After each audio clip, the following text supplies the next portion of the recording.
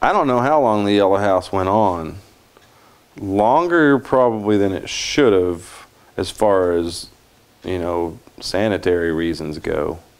The house, as I understand, I thought should have been demolished because it was a health hazard.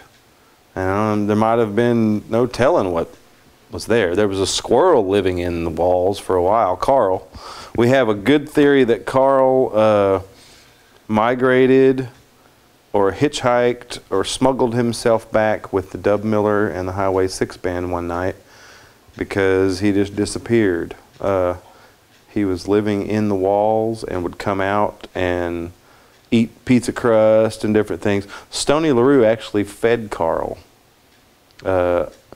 Carl came in and was on Stoney on the couch when Stoney woke up one morning, and Carl just sat there and looked at him, and Stoney said he reached down and got a piece of pizza and pizza crust and gave Carl a piece of pizza. But I caught Carl one time. I walked in from work and it was like Thanksgiving break, and so everybody had gone home, and I was working in Ponca City at the hospital at the time, and I had just walked in the back door and the house was unlocked and the door was actually even open. And when I walked in the back door, I could see into the living room. We're in the back of the couch, and Carl was sitting on the couch, and he looked at me as I looked at him, and we were both surprised, like, holy crap, there's Carl. And Carl said, holy crap, there's that guy.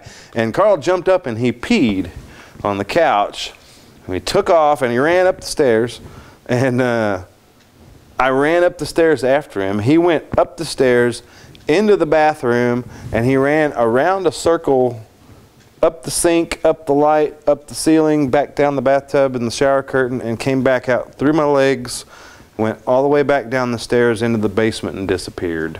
And after that, I only heard him in the ceiling and such until I believe, we're pretty sure that he got in Dub Miller's trailer and moved to Texas. Yeah, I think Cody, at one point Cody lived in the basement, and it was a pretty nice basement. It had like a big room with a gas fireplace, and it had 2 bedrooms, but at some point it flooded, and I don't think anything was ever safe after that. Lots of weird molds and different types of paramecium and such. I'm not sure that we're breeding. The beer cans and Boland's parents. We kept the Christmas tree was up year round because every day is Christmas, you know. It should be if it's not. So I believe that there was, having a Christmas tree up year round, ornaments would disappear and or new things would enter the tree, including a lot of beer cans and probably cigarette butts and spit cans, I don't know.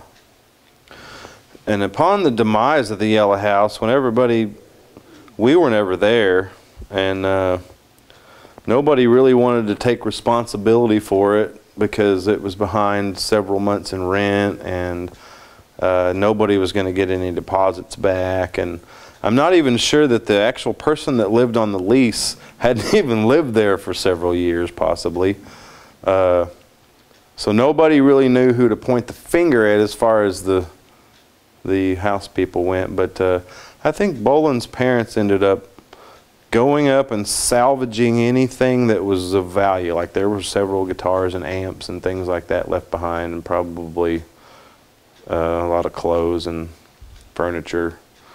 But I'm pretty sure in the end it just kind of was vacated.